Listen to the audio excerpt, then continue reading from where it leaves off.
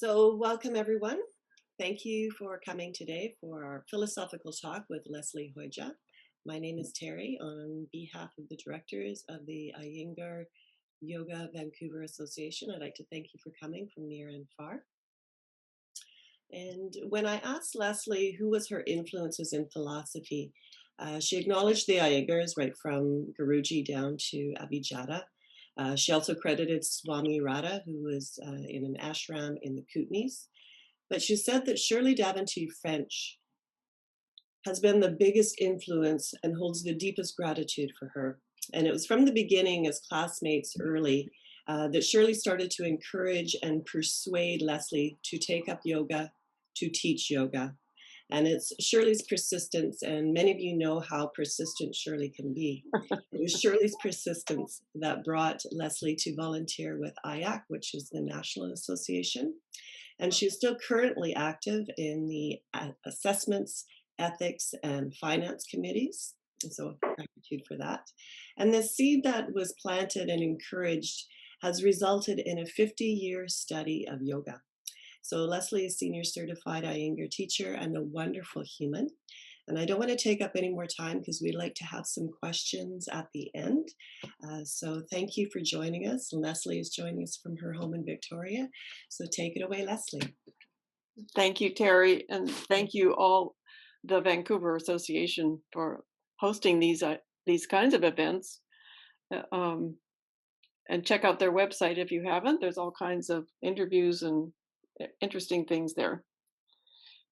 As Terry said, I have to credit Shirley for being here today because she's really has encouraged me all my career as a yoga practitioner. It was almost 50 years ago that I moved to Victoria, and the first person I met was Carol Miller, who's on the call today. And we were talking at a party, and I said, she said she was doing yoga, and I said, oh, I've been doing yoga. I really like it. And she said, come to the Y with me. And I did. And we've been going to yoga classes together ever since and been friends ever since. So thank you, Carol. You can wave at us. So when I started doing yoga, I was interested in the philosophy. I was interested in the fact that I felt something much more than just stretching my muscles after a yoga class. But I had to find my way into the philosophy because if you are told to read the Yoga Sutras of philosophy, unless you're someone like Jane McFarlane, who people who know her will get that joke. It's not easy. The words are not easy. Even Mr. Iyengar says that. He says that in the introduction to the core of the Yoga Sutras. Here's the front of that book. He said that this work is based on years of struggle and difficulties, that he didn't understand the words. He would go to the library in Pune as a young man. He didn't have any background on the subject. I found it extremely hard to grasp what was written. This is what Mr. Iyengar is saying about the philosophy. My education had been poor, and the language expressed in the books was too academic. And that's how I felt. It was a bit too academic and a little bit difficult for me. So over time, and through different exposures to different teachers, I started to pick my way into the philosophy. And I learned that it was better to take small chunks. So today we're taking a very small chunk. So if you took the vast sea, if you think of a vast sea as the yoga philosophy, we're taking a thimble full of the philosophy today. And I was curious about the definition of yoga. The main definition of yoga in the Yoga Sutras is yoga is the cessation of the fluctuations of the consciousness. And that word cessation confused me because I thought, how can you stop? How can you stop?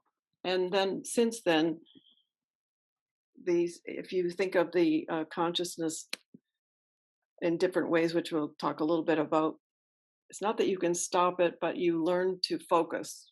And I think that helped me to understand a little bit better. So that today I asked that people might have this copy of Light on Life, and you don't have to have it, of course. You're not going to be reading it today. But this is a book that I have found to be really, really friendly and brings the philosophy of yoga to everyday life. You can see all my little tabs here of things I wanted to be able to find today. Mr. Iyengar wrote this book and published it in 2005. So it was after he'd already written many other books. And as we read that little tiny snippet of how he had to struggle, he wasn't an educated person. He struggled, he had poor health, and he didn't do well in school, partly because of his health and the difficult situation, poverty, and his father had died when he was young. But he did find his way, and he helped us understand the philosophy. And this particular book, Light on Life, is very much it brings up to us in a more simple language. One of the so the definition of yoga in the Yoga Sutras is, as I said, yoga is the cessation of the fluctuations of the consciousness. These are all difficult words, and those are the English words, and the Sanskrit words are not easily translated. And in the second sutra, this is the light on the Yoga Sutras of Patanjali, this by Mr. Iyengar. The second sutra talks about these fluctuations. What are these fluctuations? One of them is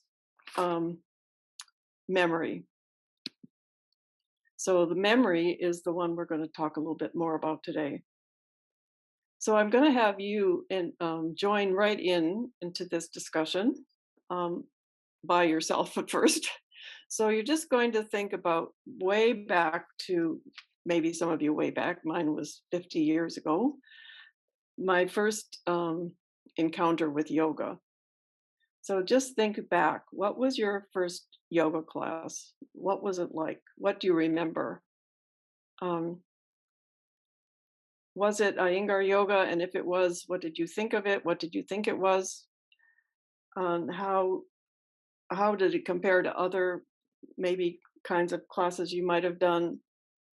So just take a moment right now, and you can use your pen and paper if you want to, and just make a couple of notes. You might also think about, is there anything from that very first exposure that's still relevant, that's still important to you, that still might be valid? Or maybe there isn't. Maybe it isn't anymore. Maybe you've a totally different impression from more exposure.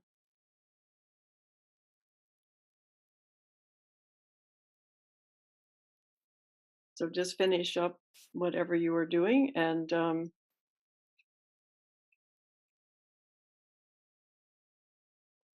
if anyone would like to share something, you can raise your hand, or just, I think Terry can find you. I'm Tanya, I guess. Sorry, I wanted to thank Tanya and Terry both. They are the people behind the scenes here today, and Nancy in Vancouver. So Judy Mears has her hand up. Should I go ahead? Yeah. Okay. I'm not athletic. A lot of people who start yoga are athletic. She was one of the people who went to Pune first, along with Lesie. Lesie you probably know when she was in Pune the first time, Lesie. Anyway, she was in Pune. She hated India. She loved Mr. Iyengar. And she was my first teacher. And my first thought when I took classes from her was that there was no philosophy whatsoever coming down from her. She just did it. And she used to wear a Nike t-shirt that said, "Just do it." And that epitomized her approach to this. The two things, the love of Mr. Iyengar and the fact that she felt that you really had to engage very strictly and very strongly and immediately with your body. And she taught it that way. At first, I thought that my sense that you could be more spiritual, intellectual made that difficult. I wanted her to be more like that, and she wasn't like that. And over years, I've found that, in fact, that's how Mr. Iyengar taught her. That's how Guruji taught her. And she reflected what he taught, and he identified what was the best in her. Anyway, that's. Oh, that's nice. Thank you. Mm-hmm. Thank you, Judy. Yeah. Anyone else? Hi, everyone. I'm Wendy. Hi. My mother was a yogi. She practiced yoga with Corinne Zebroff on television in the 70s. And so I used to occasionally do yoga with her. And that was my introduction. And my mother used to do headstand and shoulder stand. I didn't do them. And I always asked her to please not be practicing yoga when I brought my friends home from high school, because that embarrassed me. And she died 4 years ago, and she practiced yoga she was 93 when she died, and she practiced yoga until she was 92. So long, long history. And that was her introduction. She used to come to Shirley's classes here in Victoria. So long history, and then eventually an introduction to Iyengar yoga through Shirley at the Y when she spent winters here. Oh, thank you, Wendy. That's lovely. Thanks. Okay, can I speak? That's Derek. Yeah. Yes. I studied yoga many, many years ago, the philosophy of yoga, before getting into any of the physical aspects of yoga. And there were a number of lessons in that first term that really sort of etched into my consciousness. The first one of those lessons was, know thyself, know thyself. And that created a mystery, because I found it was extremely difficult to know thyself. And coming after that was the challenge of answering the question, am I doing this, or am I observing my body doing this? Am I thinking this, or am I observing the brain bringing this up? And these were questions that I have carried with me and apply from time to time, intermittently, every day. And finally, I got to a place where it became apparent, the third and final little lesson that I'll share with you today, and that was that I cannot be that which I observe. If I observe it, it is not me. And that brought in philosophy, which then, when I turned to the physical posing aspects, it created a totally different experience than what some of my colleagues talked about who were beginning yoga. I was observing the body doing things, but the attention was not on the pose, it was on the instrument, which was an instrument. Wow. That's amazing, Derek. Thank you. And that's really, we'll be talking a little bit more about this idea of the different levels of our intelligence and consciousness, which is a vast subject. What you said reminded me of something that I found in the core of the Yoga Sutras at the very beginning. The Dalai Lama wrote the foreword,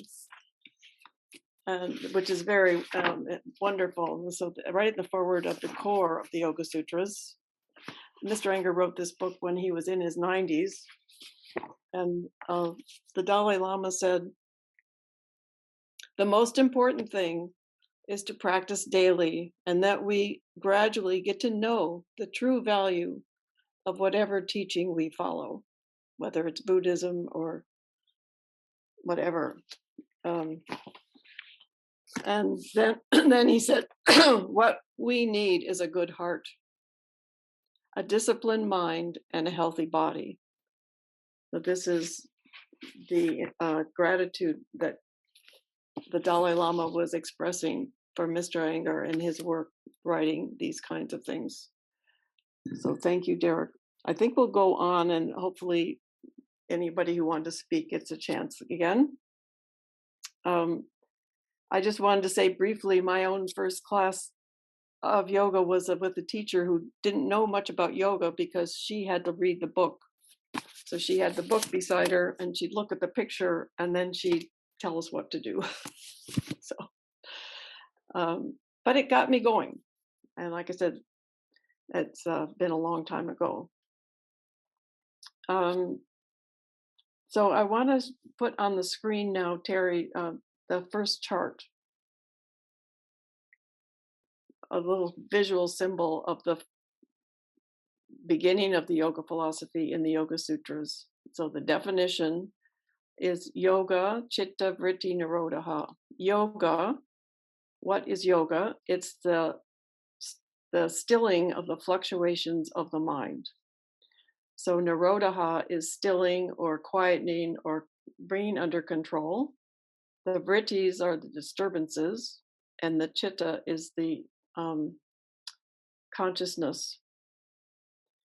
The consciousness is, as Derek was expressing, it's not an easy thing to try and grasp when we're not used to these terms and we're not used to this approach.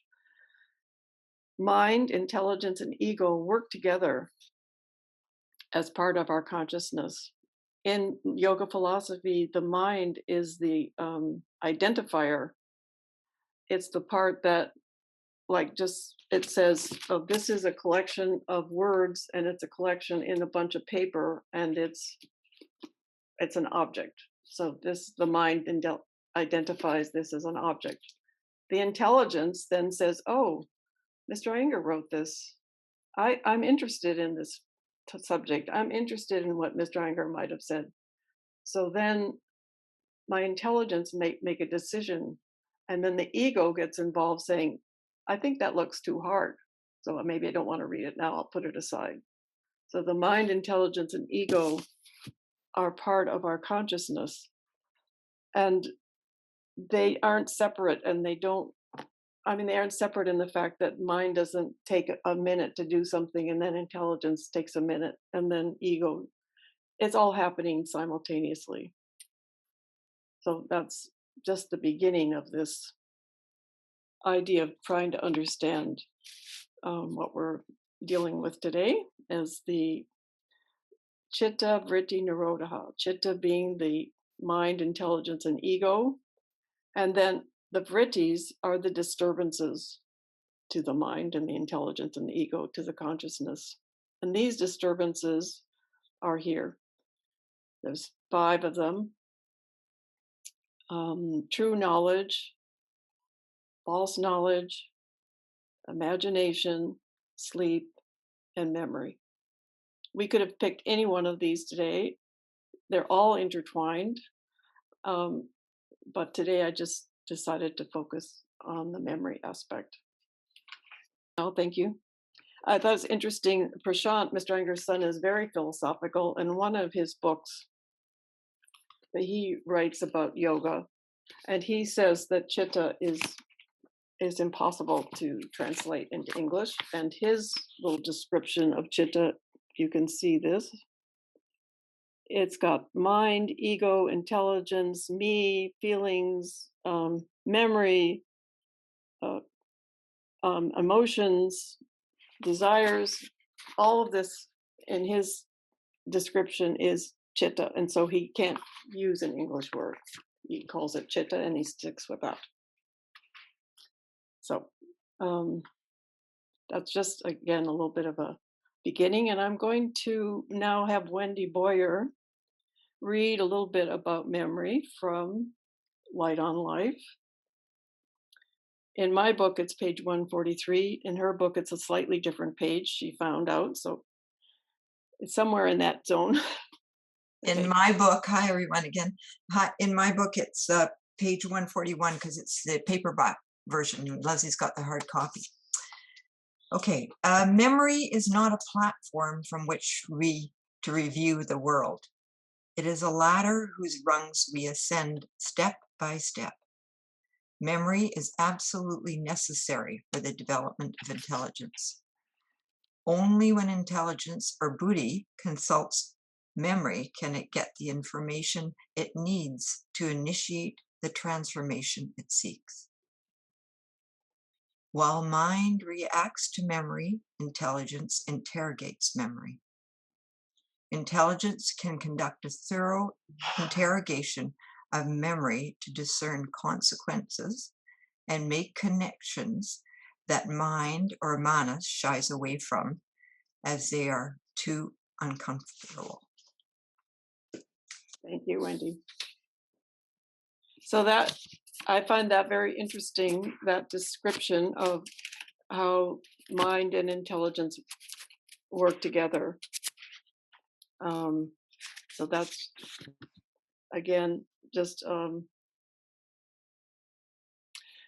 little bit of explanation of how these are intertwined. Now, what I'd like to do now is just, well, have you discuss some of these ideas in a group. So we're going to break into little groups, and Tanya will be the one with the help of Zoom.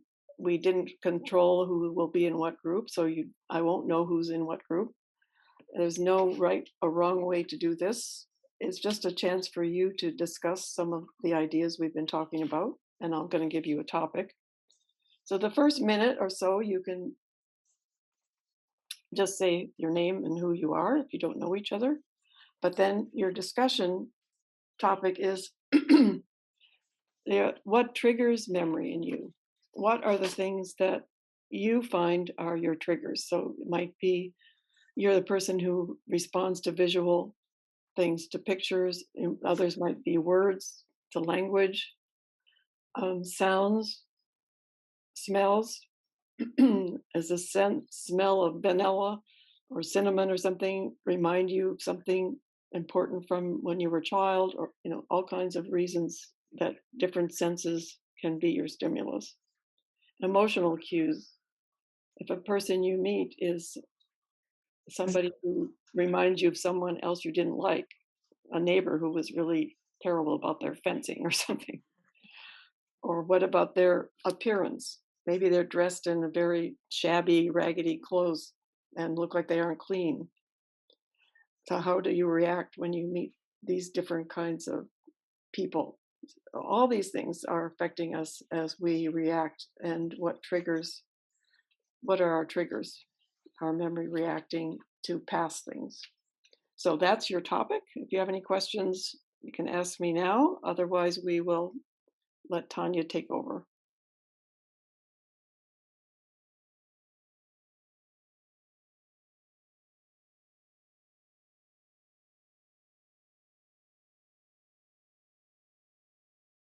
Hello, everybody.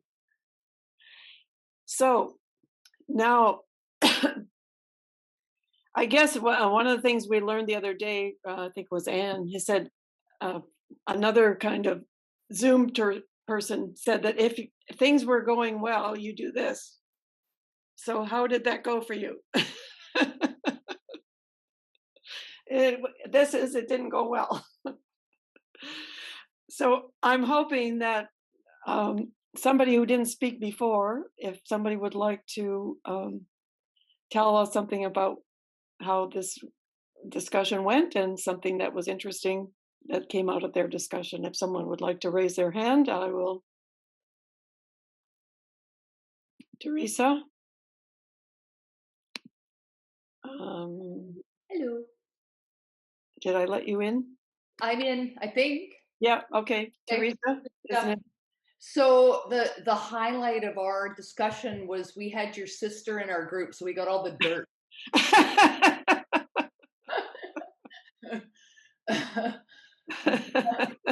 There were some good memories shared.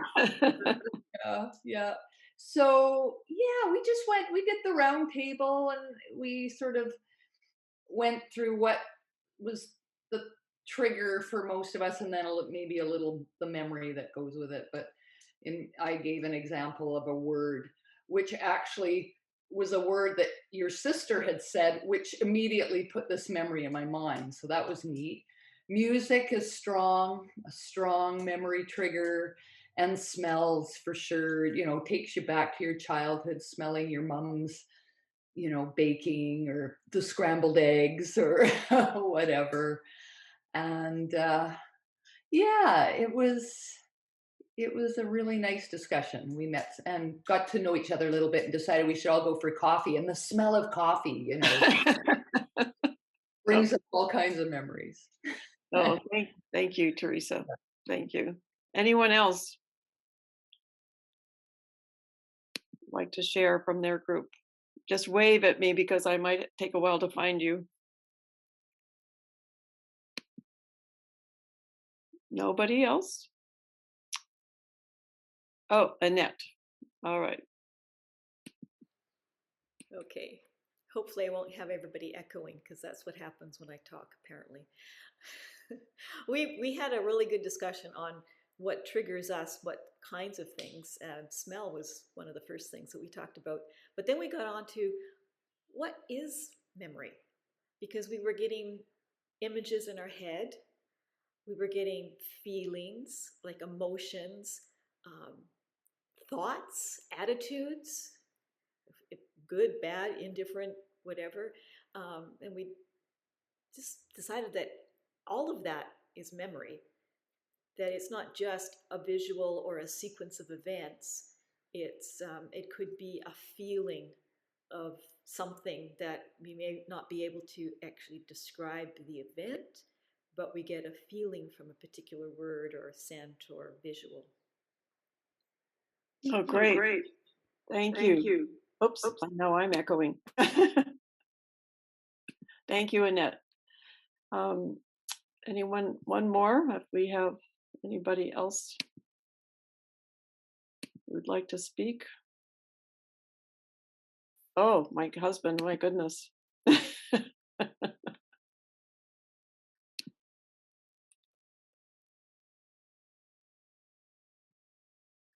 Gals, okay. Okay, I think we had a very good discussion, and really how emotion plays such a great thing about memory, that it seems like the most impactful memories are, embedded in emotion, strong emotion, and those stay with you.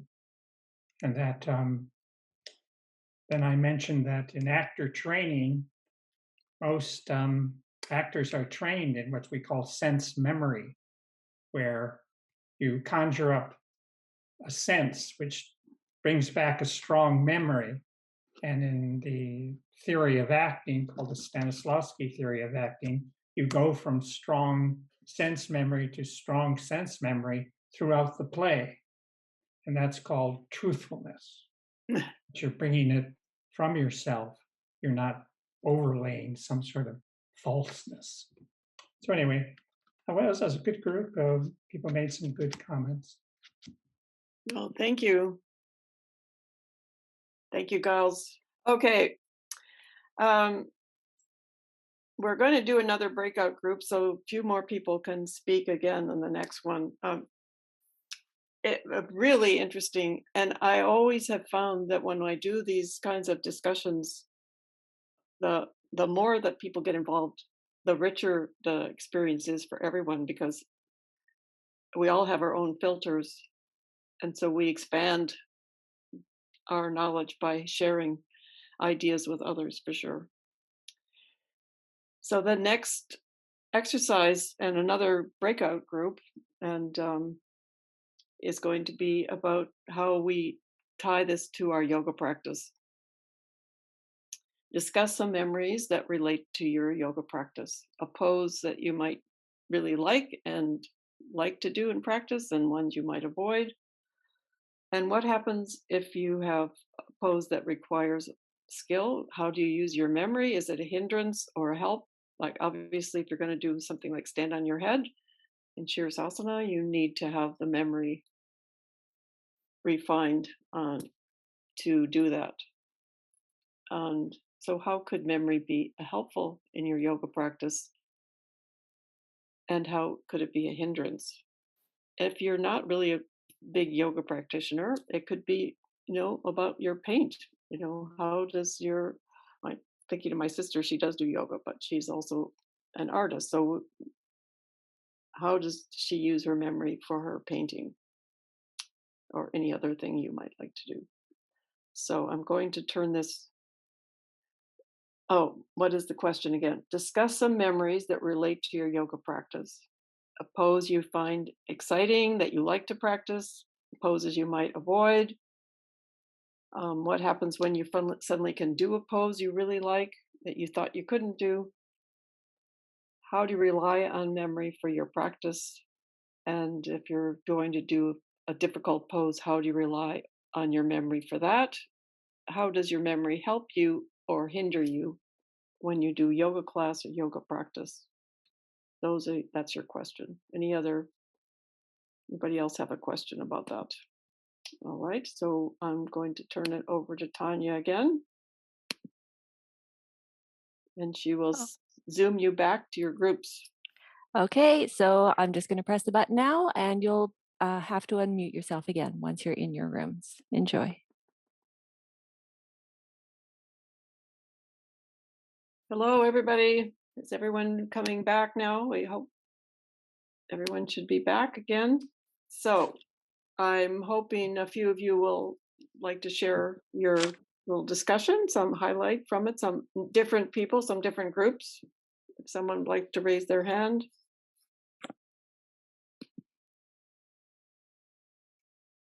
Oh, Stephanie. Hi Hi, there. Stephanie. Hi. I was just thinking that yes, I would like to go for coffee with my breakout group.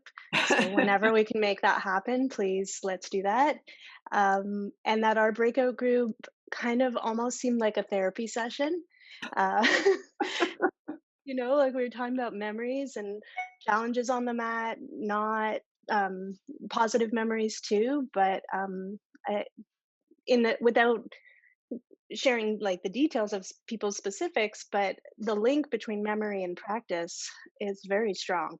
I mean, that was a big takeaway for me. Oh, thank you, Stephanie. Thank you. That's helpful. Anyone else? Let's see. Sarah Godfrey. Hi. Yeah, in our group, just 4 things I sort of wrote down quickly because I was trying to listen and just, in case I did have to feed this back. And just a couple of things.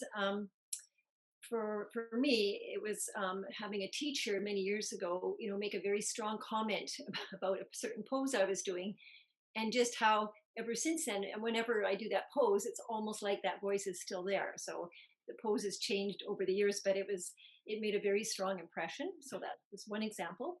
Another example was somebody working with a bit of a difficulty and not being able to do the pose, say, in the sort of classic way, and how, the genius of B.K.S.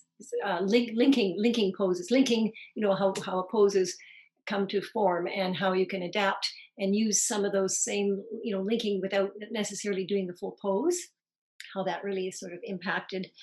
And then somebody else was mentioning working with having a breakthrough, a really big breakthrough, and not being thinking they couldn't do a pose at all. And then a teacher, a fairly strong, influential teacher saying, yes, you can do that.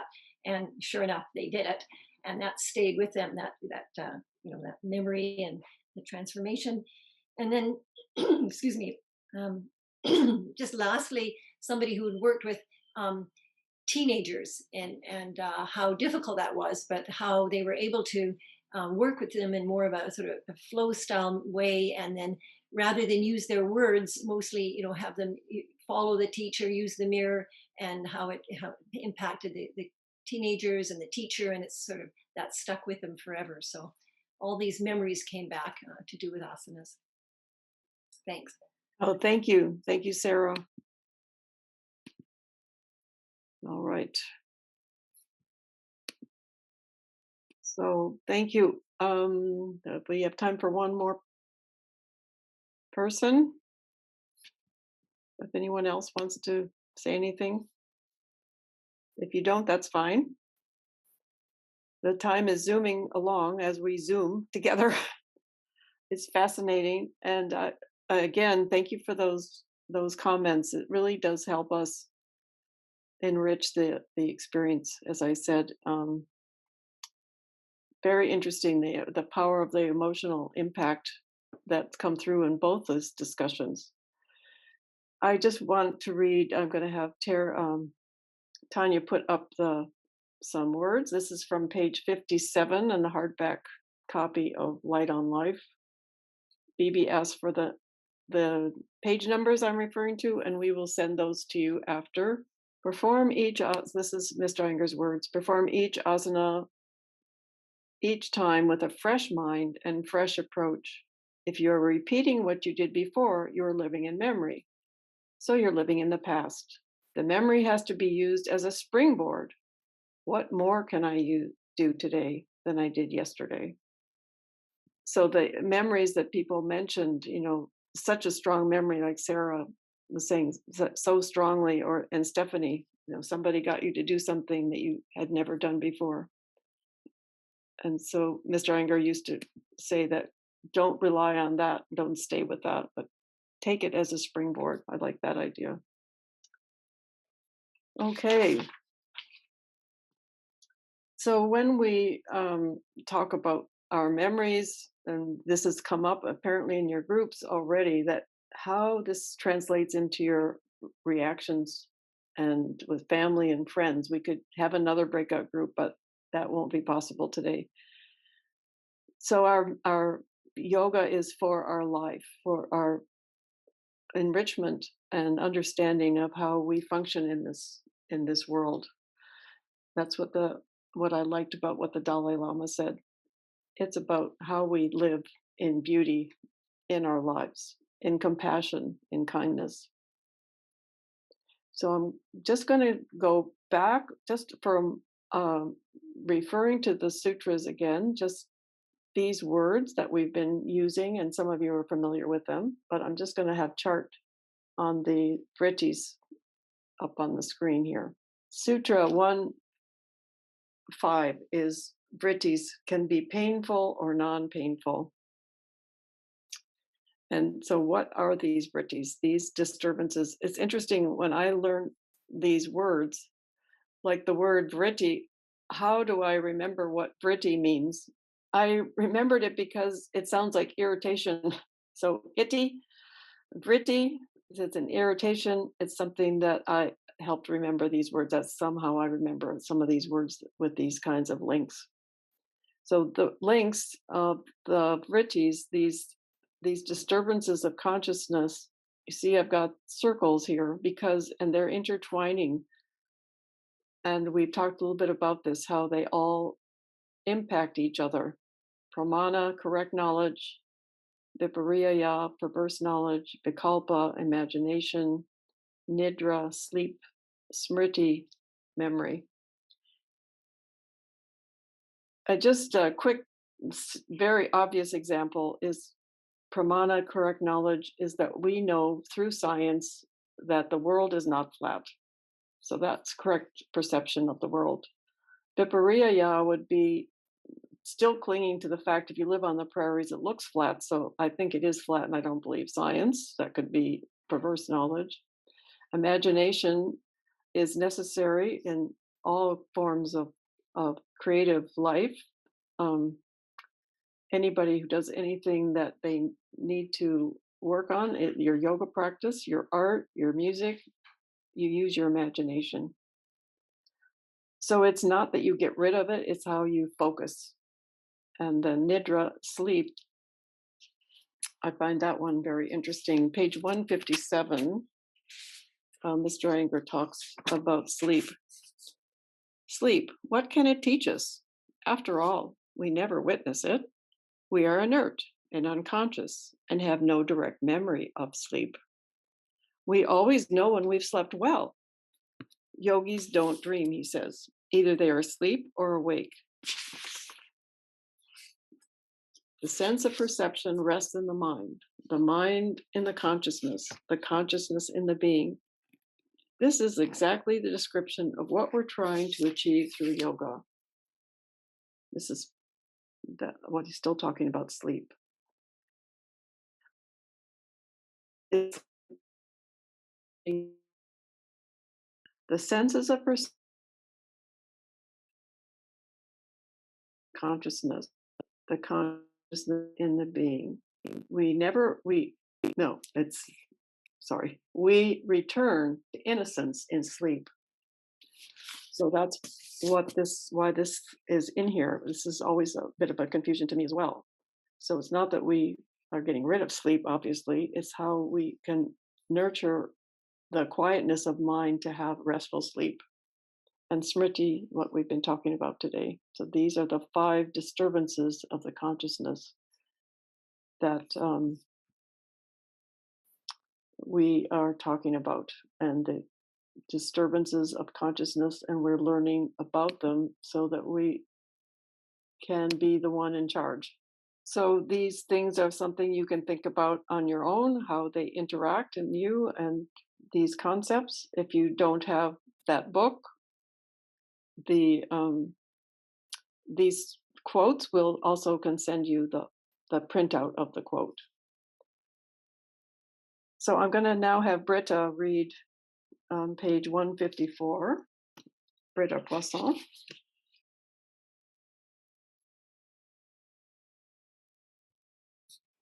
Hi.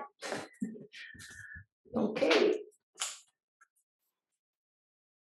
So it is definitely worth looking at these 5 forms of consciousness in both their beneficial and deficient aspects. Their study can help us to follow a certain way of life and adopt a right way of thinking. They show us a direction and enable us to channel the thinking process. Our aim is not to arrest or restrain them, but gradually to transform them. They are not separate, but intertwined like threads in a cloth. One affects the others. The dullness of poor quality or tamasic sleep degrades the clarity of the 4 other modifications. Sharp analysis for right knowledge becomes impossible. When you are tired, it is not easy to remember things. We also depend on memory to recall all the other states. It links and underpins them. Thank you, Britta. So this is the reason we're doing this, as I'm trying to bring this now sort of together at the end of this discussion. And the how these things all work together and how we use them to and refine them. Sorry. So the last screenshot that we have for, and not the last one, but the one on discrimination, Tanya can put up for us. This is from page 155. Discrimination is the knife edge of intellect, separating true from false, reality from unreality, using memory in such a way that past consequences are factored into our choices and decisions. Discrimination is about making meaningful comparisons to avoid error. We are at the end of our time. We're almost at the end of our time, and I wanted to have a few moments. If anyone wants to ask a question, I might not have an answer. Someone else might. So I just wanted to share these ideas with you and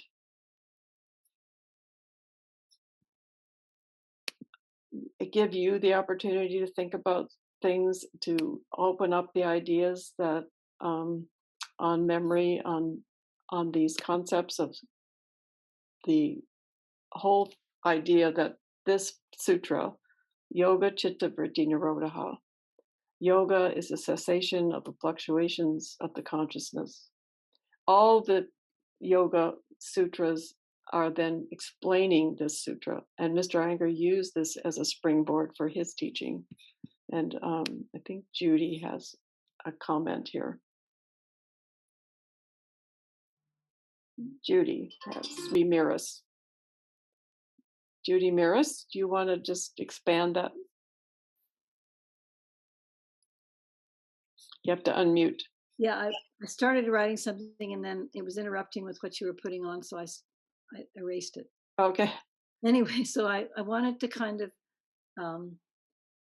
I've also learned that the word vritti can mean, rather than impediment or disturbance, it means just plain old fluctuation.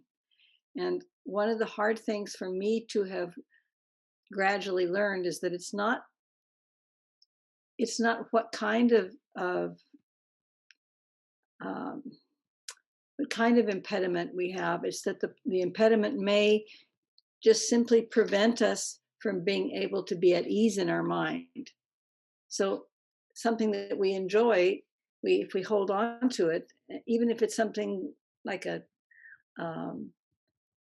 something that we're learning from, it could be also a fluctuation. It could contribute to the fluctuations. And Lesie, I think you and I remember the article that Gita wrote so long ago about, is it that the article in Ashtavritti Nirodha? Remember that? Yes. Yeah. I think that's helped me very much over the year. Since we've read it or gone through it, it's helped me very much to make a distinction between thinking that everything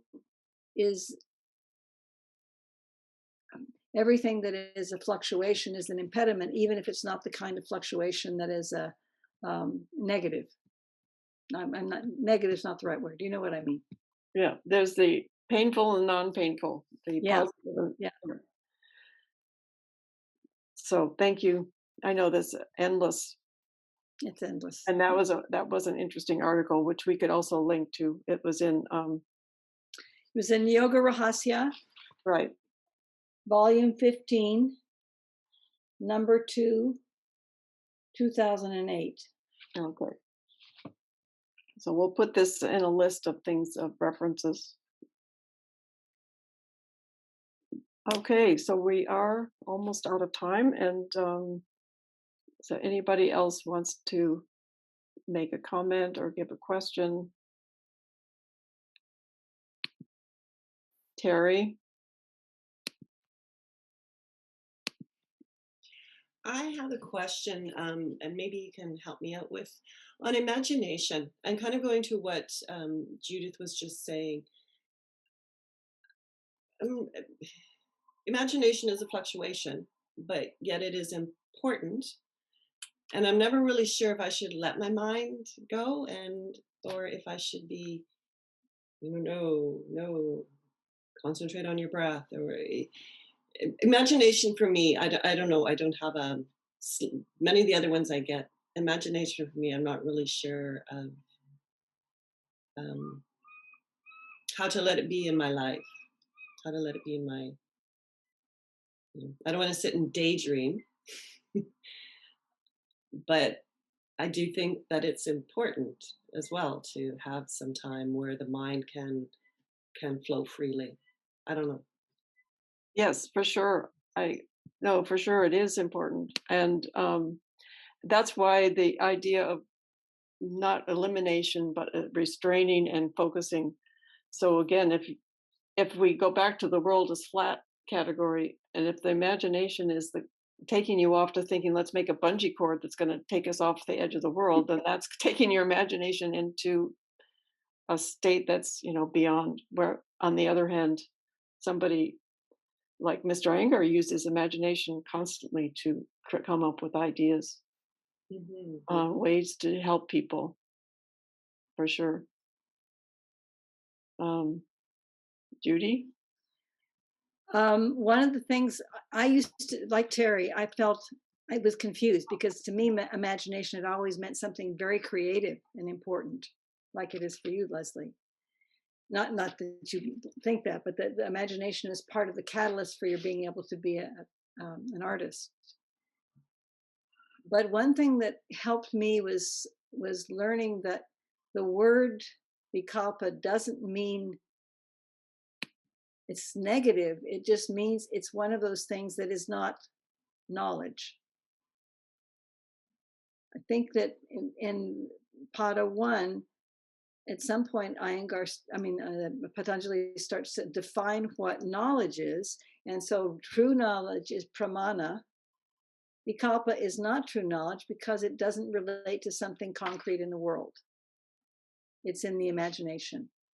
And so it may be, you see, does that help a little bit? Yeah, it does actually. Okay.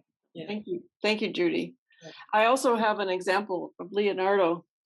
I found, I've been reading this book about Leonardo, and there's an article coming in our newsletter in the future in Victoria about some comparisons with Mr. Iyengar.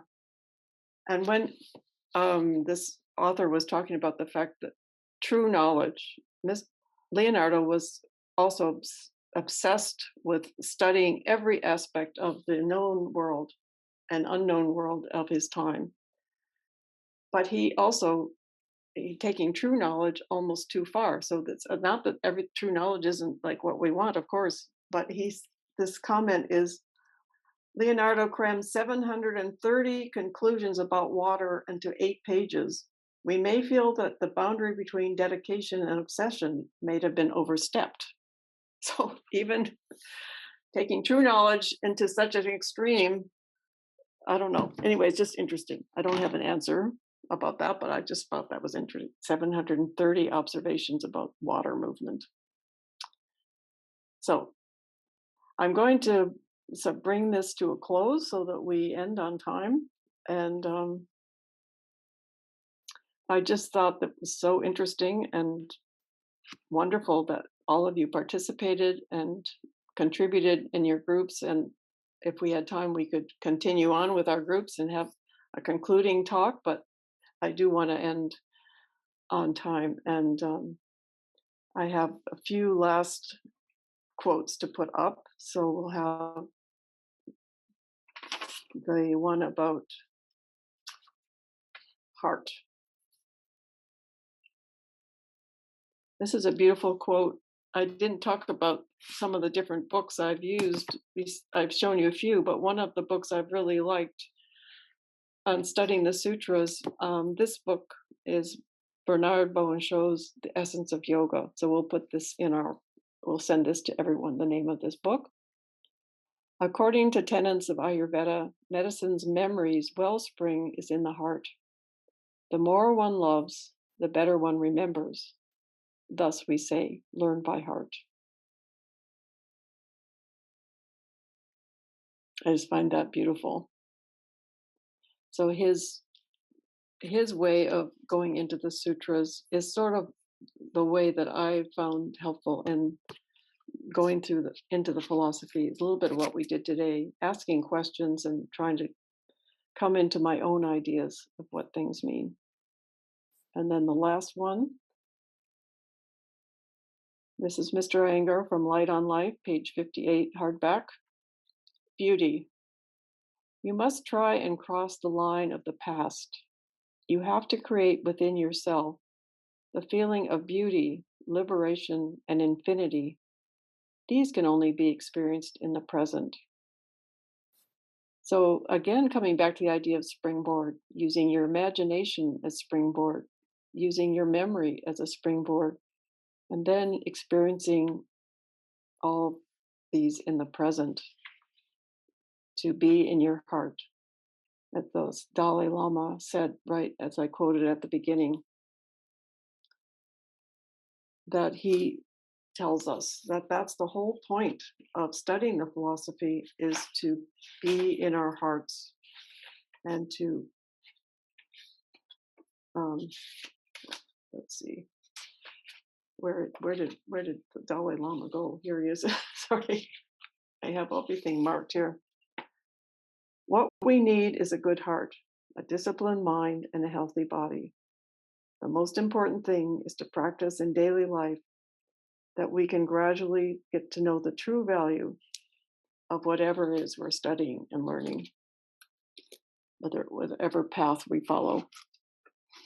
And stay in our hearts and with compassion and kindness. Mr. Iyengar likes to quote friendliness, compassion, and joy, to be in interaction with each other and to go through these difficult times with that compassion, with that joy, with that friendliness.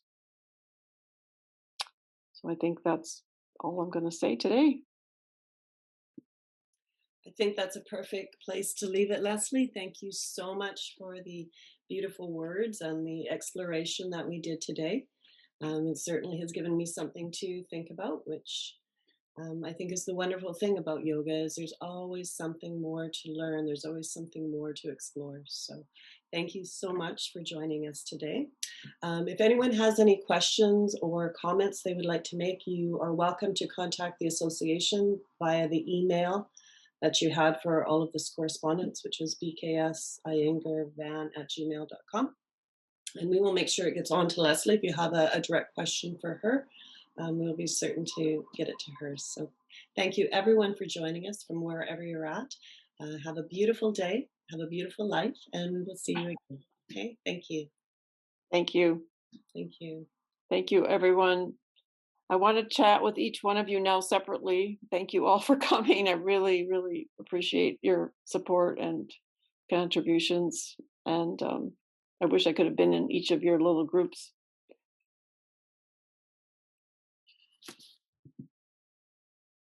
Namaste.